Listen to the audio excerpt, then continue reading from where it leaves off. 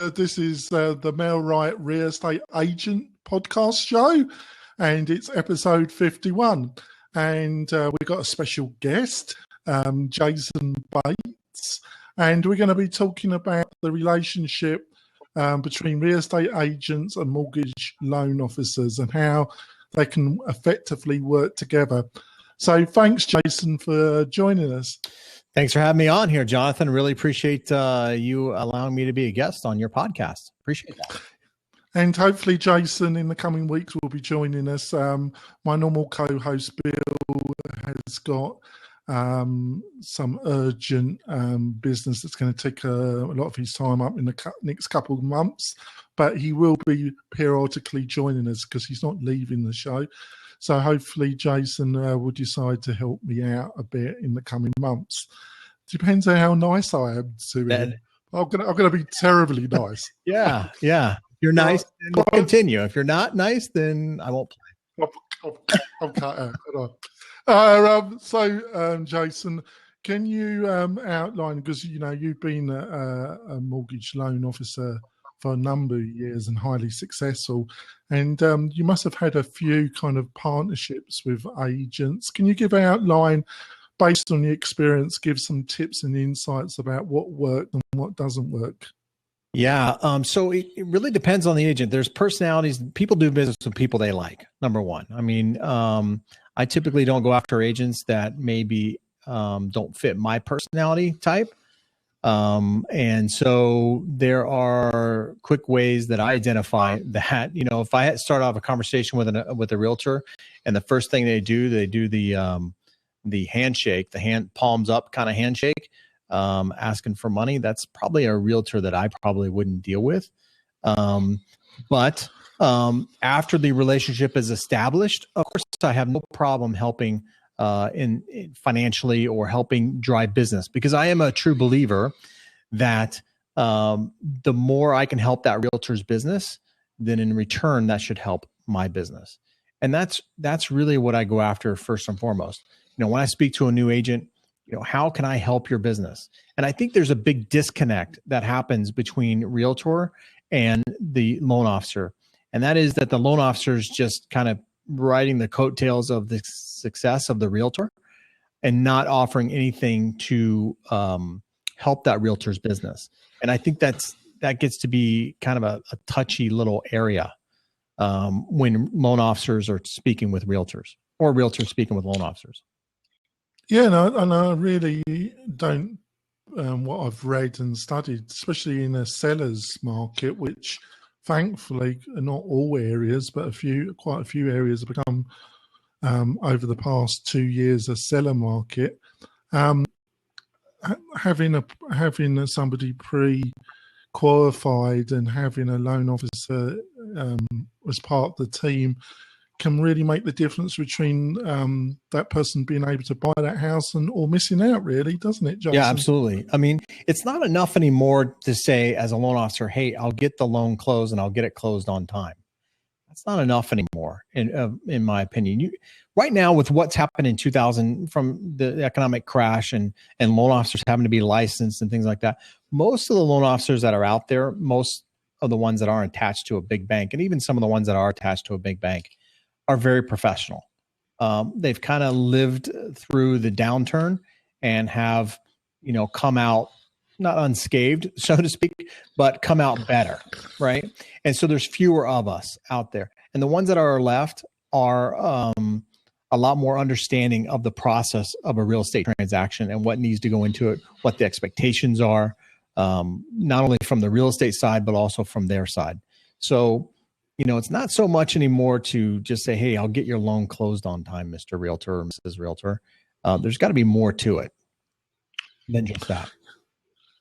So what would you, based on your extensive experience, would say some of the key things that a real professional loan officer takes care of, which people that are not part of the industry probably wouldn't be aware of? Well, knowledge. Number one, keeping the realtor up to date on changes that are happening in the mortgage world, because there really aren't that many changes that are happening in the real estate world. There are a little bit contract changes, that sort of thing that may be taking place. Of course, the market itself is always changing from a realtor's perspective. But the mortgage world, as you mentioned before, it's so critical that their clients are able to obtain financing and know what to expect during that process. And a loan officer keeping a realtor informed of the changes that are happening on our side of the fence, so to speak, I think is really a critical component to the success, because we want to set the right expectation for the client. And the loan officer's client is not the realtor's client. So I want to make that kind of clear here too, a little bit. Yes, the buyer is a quasi client of mine that I need to offer exceptional service to, offer the best rate to, the best terms, go over all their financial options that are available to them, not just one option that is available to them, but give them all their options. But it's a little bit more than that, in that you have to stay in contact with what's going on our side of the fence, relay that to the realtor so that we both together can set the right expectation for the borrower. Well, that's great, Jayson. So obviously with the crash, you had a lot of people where their credit isn't perfect anymore. It's been quite damaged. So how do you help with that, or can you help with that? And can you give some insights about when you got somebody who does need help, because like so many people, they were damaged in the Great Recession? Give some insights about how you've helped people or can help. Yeah, absolutely. So credit, this is becoming a touchy subject here in the lending world. And this is something that we'll see how this develops over time. But lenders are not credit repair specialists.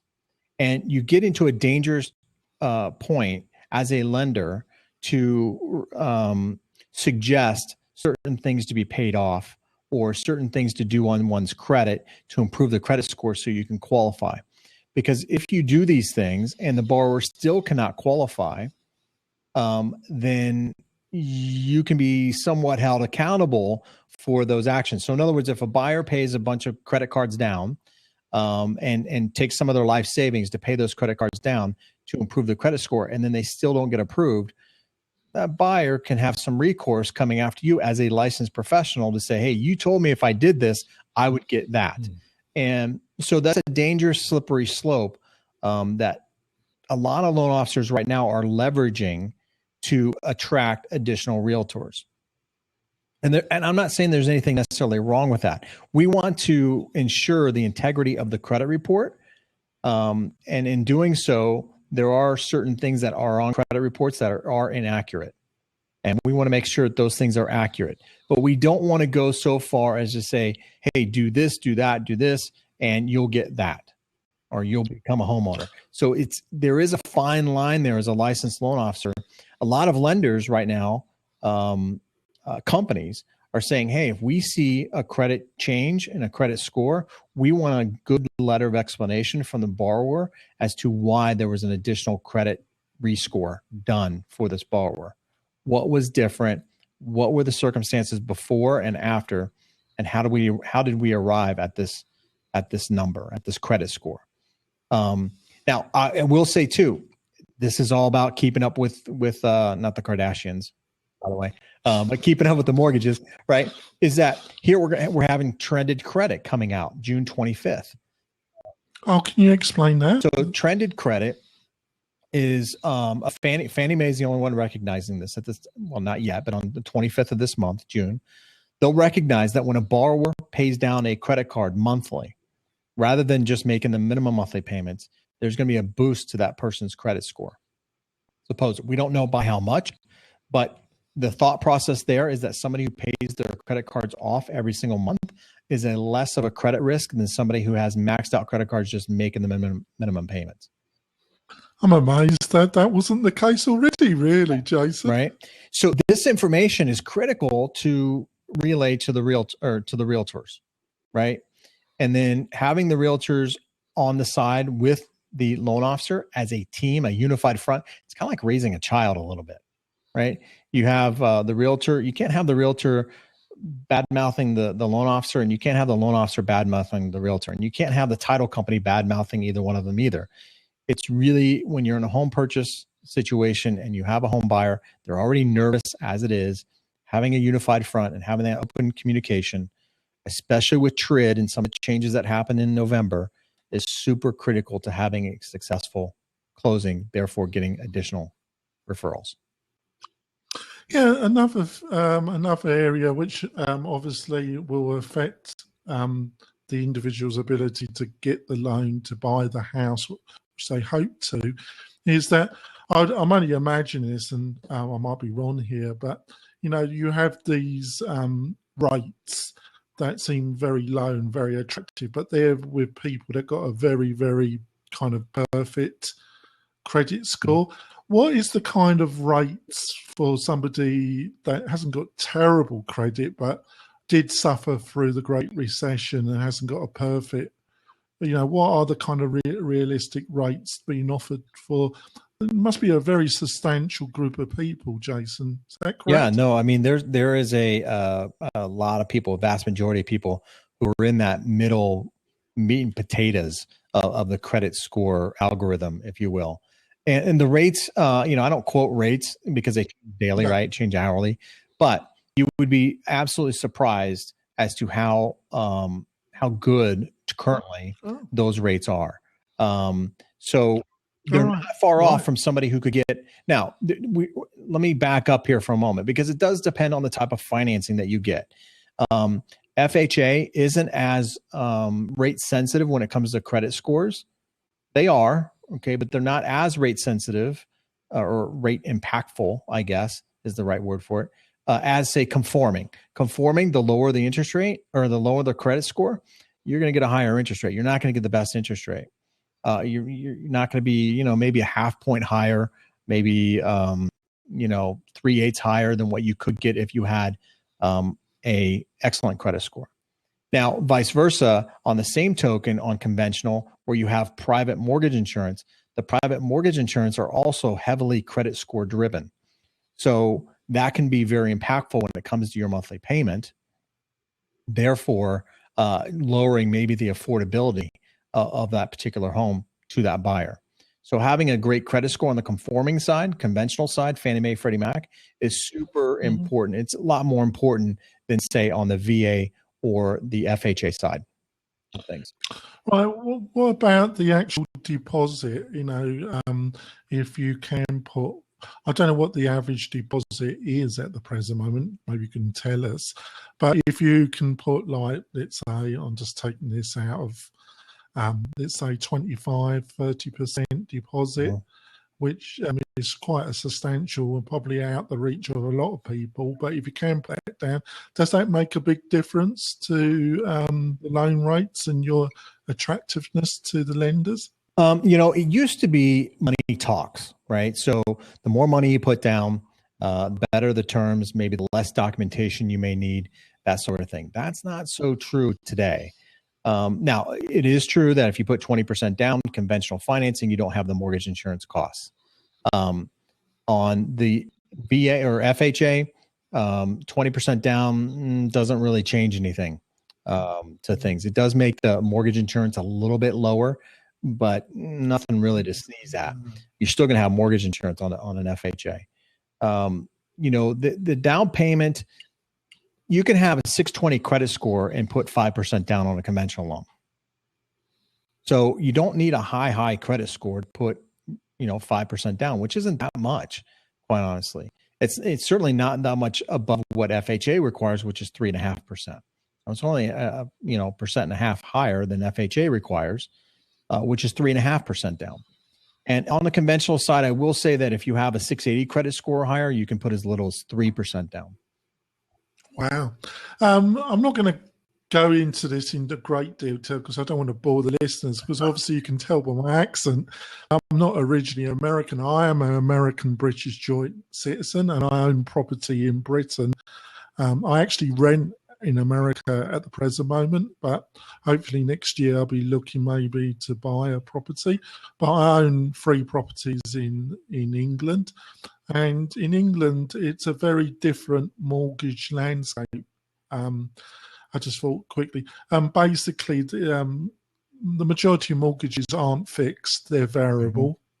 And the lenders over the past, since the financial crisis, have been asking larger and larger deposits, up to 20 to 30% deposits, even from first-time buyers.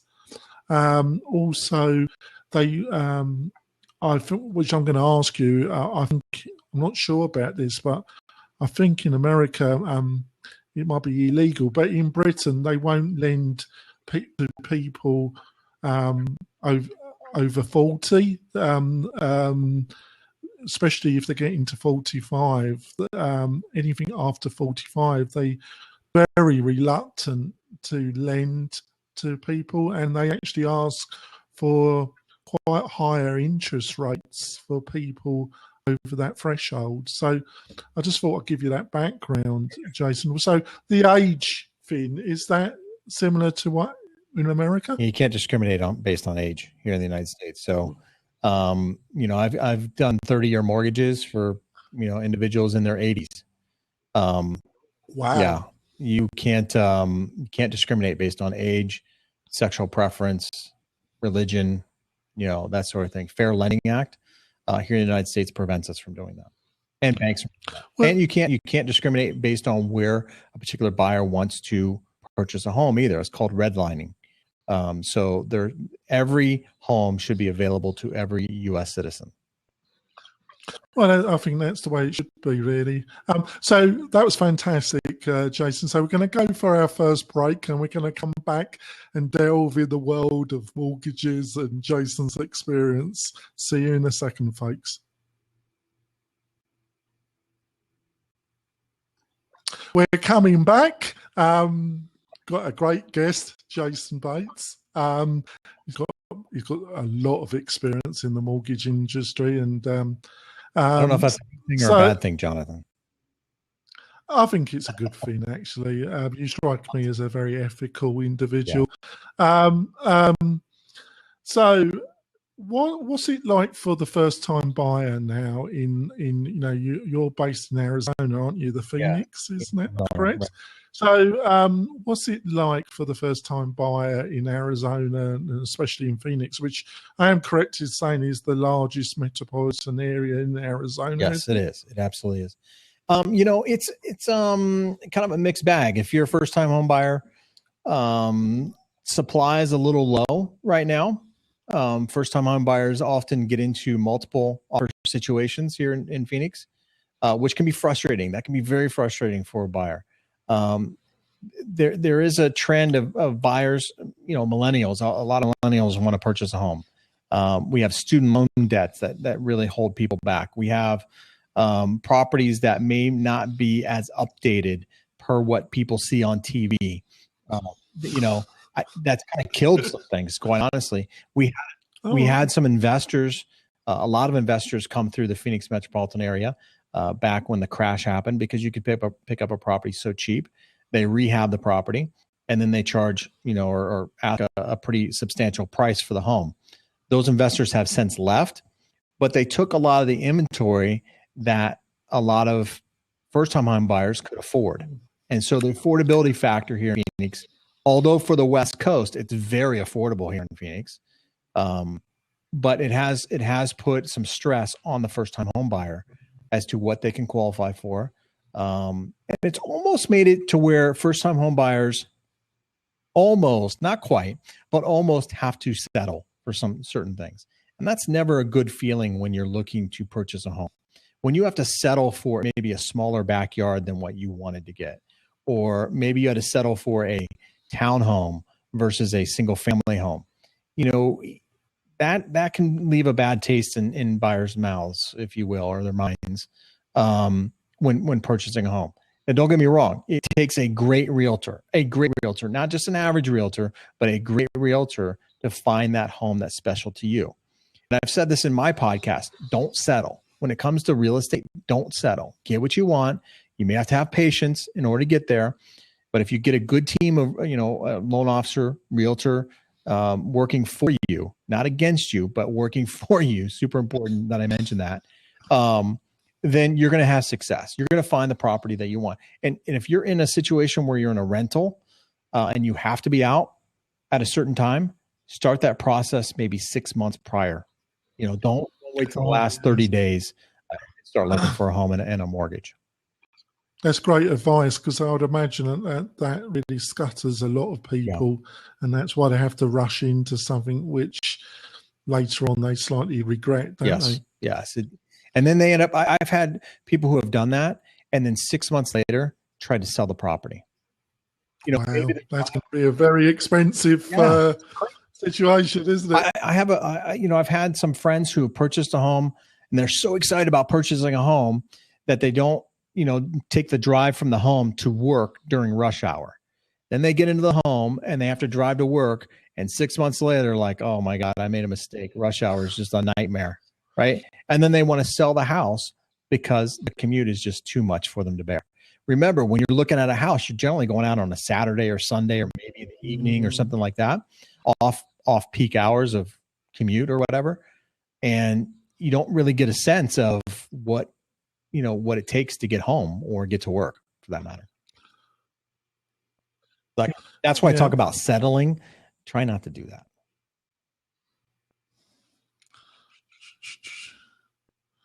Right. Did I catch you off guard there, Jonathan?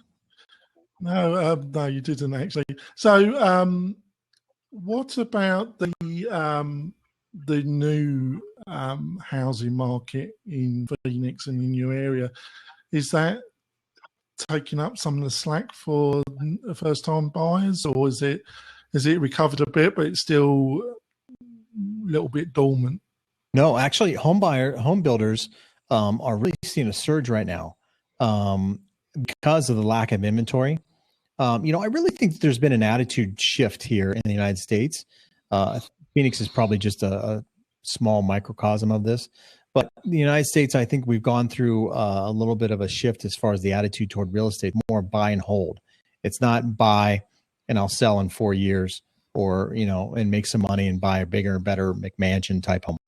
More people are looking at specific neighborhoods, location, schools, that sort of thing, and staying put in a home.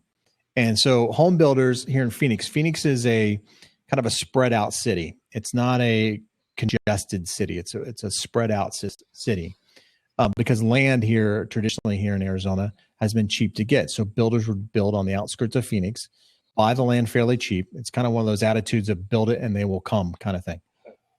Excuse me. And so they'll buy land and then sell, with pretty good margins on the homes.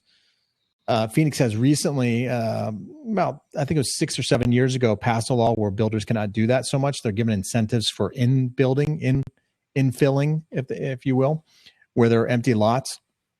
Builders buy those lots or plots of land and then put in housing on lots. And we're seeing a lot of condos, a lot of townhomes, multi-family type dwellings in the inner city, urbanizing it a little bit more. And we're seeing some of those even high-end properties come in there. So we're seeing a little resurgence when it comes to the builders. Now, builders are still very reluctant to go all in Phoenix, and probably Las Vegas, which is kind of a sister city of Phoenix. They're a little hesitant about it because they don't want to get burned again. And so, and the other thing too that I've heard from some builders here is that labor. It's not easy getting reliable labor because a lot of the people who are in the construction business, custom home builders, whatever, left. They left the industry, and because of the downturn. And so, getting good labor that's reliable, which is difficult to do in the construction world, believe it or not, is a little difficult. And so there's also that constraint, if you will, of not enough workers to build the homes. That's a great insight. Mm-hmm. What the other thing? I'm going to pause this. So a controversial thing, and I just be interested to see if you could give some insight. I live in the Washoe Valley in northern Nevada, and at the height of the crisis, the banks did repossess a lot of property, and there's suggestions when you look at the land registry and other, is that they still own quite a book of property, and there are reports in Las Vegas and maybe in Phoenix that they still do. Plus, you had the hedge funds that normally didn't go into domestic property entered the market. So do you think there is a lot of property still available, but it's kind of slightly hidden? Yeah, they call that shadow inventory, right? So I don't see it. Now, when we talk about a lot of property, do banks own some properties still? Yeah, they do. Is it more than they want to own? Of course it is. They don't want to own any property, right? But it's nothing like, I hear this whole thing. I still hear as well in Phoenix that there's this big shadow inventory, and that's going to hit the market and it's going to bring the property values down. Well, I don't see it. I just don't see that happening. Now, it doesn't mean that we wouldn't have another maybe possible economic downturn in the future. I'm sure we will at some point. We've had them in the past. We'll have them again. But I don't see shadow inventory to the extent that some people claim that they see it. And when I hear somebody say that, show me. Yeah. Where are you getting that from? Because I talk to realtors. One of my best realtors, she's really who's who here in Phoenix, has been featured on some of the local news channels as an expert and things like that. She is an REO agent and frequently flies back to Washington, D.C. to talk to some of the not really politicians, but Fannie Mae, Freddie Mac, that sort of thing, housing, HUD. And she is an REO agent for Fannie Mae, and she doesn't see it. So I don't know where people are saying this. I don't know if it's just maybe a ploy to make them feel like they are in the know or something like that, but I don't see it here in Phoenix. Doesn't mean it's not happening somewhere else in the country. I haven't seen it so much here. Well, you can only talk about your own experience in your area of expertise, which is Phoenix. You've had many years. So, Jayson, thank you for this great insight. How can people get hold of you, and what's the best way to get hold of you? Yeah, absolutely. You can check out my my website at www.valleyofthesunrealestateshow.com. From there, connect with me on any social media platform, just about any social media platform. My phone number is there. You can email me directly, all right there at and check out my podcast from there as well at www.valleyofthesunrealestateshow.com. Oh, that's great. And folks, if you want to get hold of me, it's really quite easy. Go to the mail-right, mail-right.com. You'll find my email address, or email me at jonathan@mail-right.com. I'm on social media, mail at mail-right, at mail-right. So I'm pretty easy to find. And if you're in the real estate industry, look at Mailright, because I'm sure you're going to find it a super value product. Well, Jayson, thank you for this special. I think we're given some great insights, and I think we've had a good interview, haven't we? Yeah, I enjoyed it. Absolutely. Thank you for allowing me to be a part of your podcast. I really appreciate that. That's great, Jayson.